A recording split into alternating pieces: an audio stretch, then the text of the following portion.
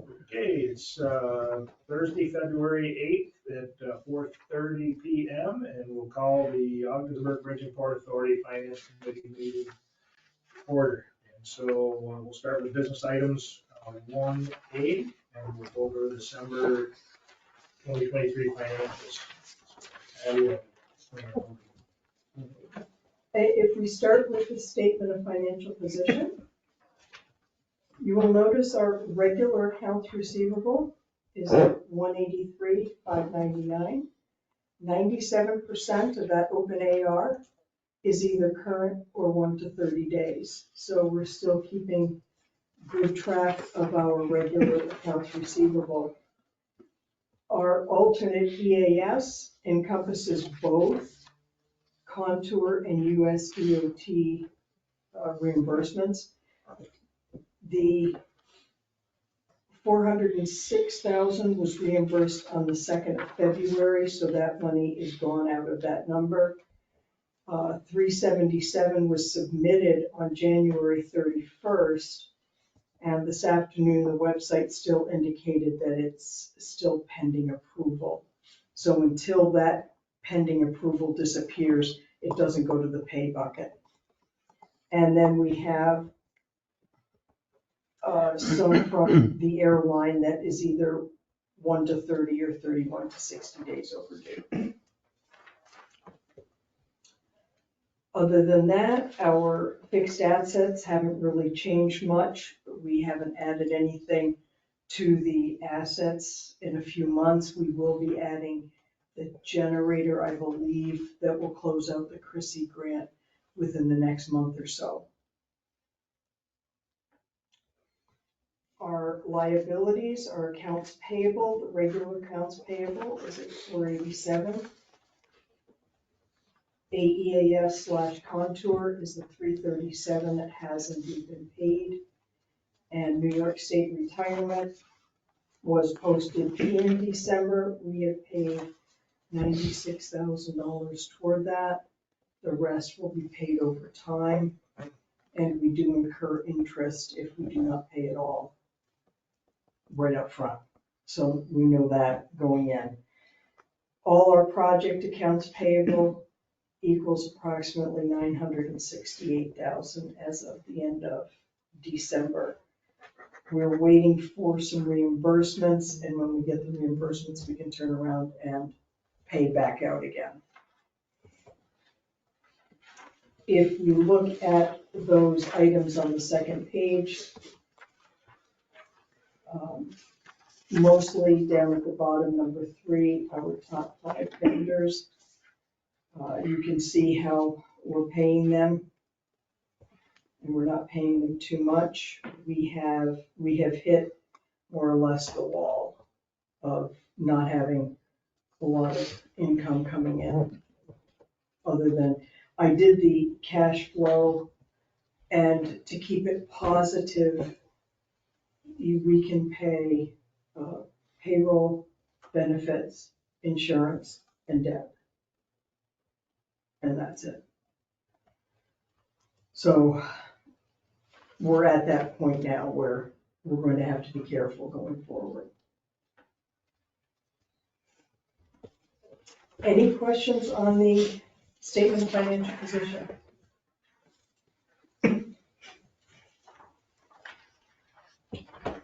Okay, we'll go on to the budget to actual.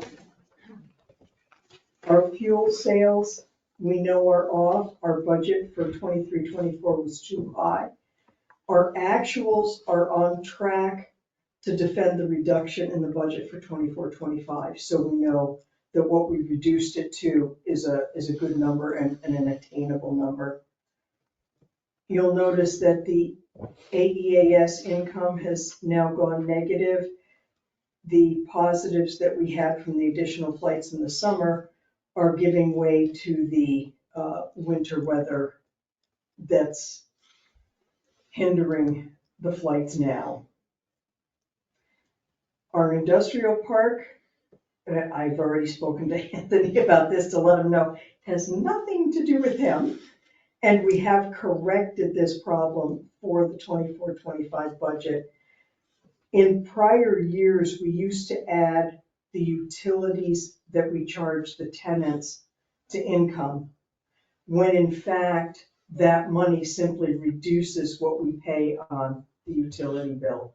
So this number is actually a cumulative effect of utility money that we don't actually see. It goes against the bills.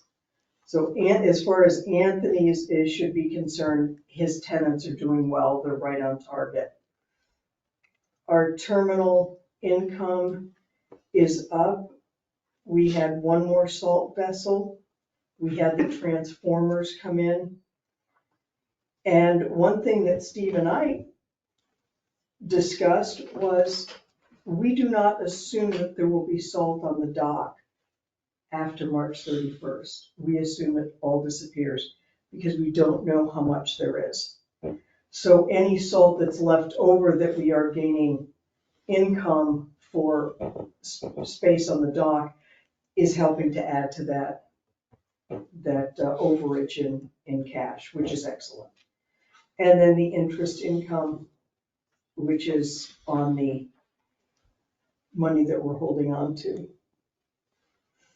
Our expenses, you'll see in most salary expenses for December, for the month of December, they're all over. We had the vacation buyouts, buybacks in December. They were put to payroll, they should have been put to benefits. So we'll take that out, but that's why they're over. Bridge maintenance, it's simply, we're being able to keep the monthly expenses down. So therefore that boiler that we hadn't budgeted, it's being reduced because we're keeping the other maintenance expenses in check. Our general expenses, you will notice that almost all of the general expenses are over budget for the month of December. With the holidays, the OBPA paid January's commercial insurance payment in December. So that's not a bad thing, it's a good thing, but it just brings up the December expense to be over budget. The maintenance and general expenses under the airport are the same as they have been.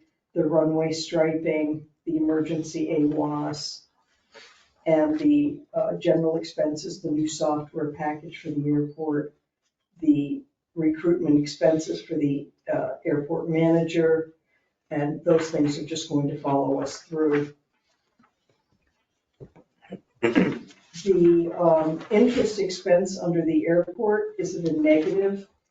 That is just the interest that was supposed to be on the line of credit for the revitalization project. We haven't finished securing the line of credit, so it's just not being used at the moment. The industrial park, there's really nothing to say. The tenants are indeed paying their utility bills, so therefore the utilities are well under budget. The marine terminal, the employee benefits are over budget because all of the unemployment at this point is going to ILA members who are not working right now at the port. Our maintenance expenses are still the same as they were before: the unanticipated scale repair, the additional loader, dozer, forklift rentals, and the repairs to the CAT and the Hyundai loaders. Again, the same thing with interest expense. We are securing a line of credit for the port dock wall expansion, but we haven't gotten to the point where we're using that. So that interest is at a negative. Then we just keep the border station expenses separate, partly to assist with the Attorney General's request to unwind the border station and redissolve it. Any questions on the budget to action?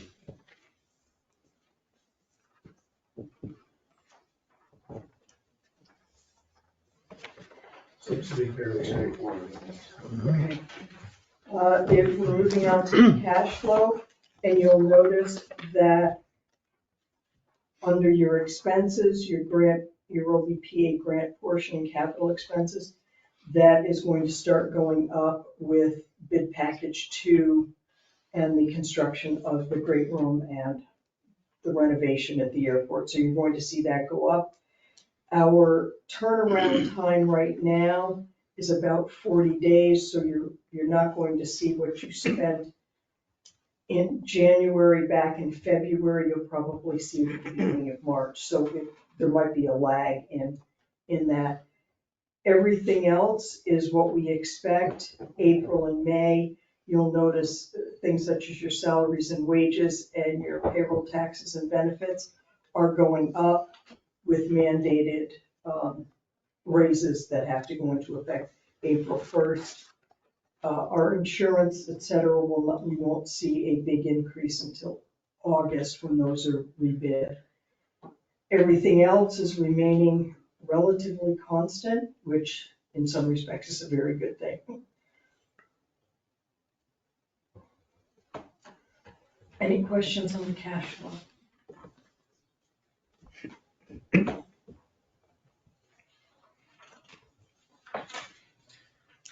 Hey, anything? No. Nicole? All good? Thank you very much.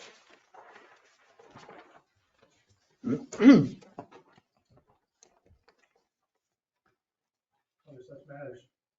I had none this. Nothing? Yes. Anybody else? Okay, I would entertain a motion to adjourn. So moved. Second? Okay, then moved and seconded. All those in favor say aye. Aye. Opposed, none. So motion carried. We are adjourned at 4:43.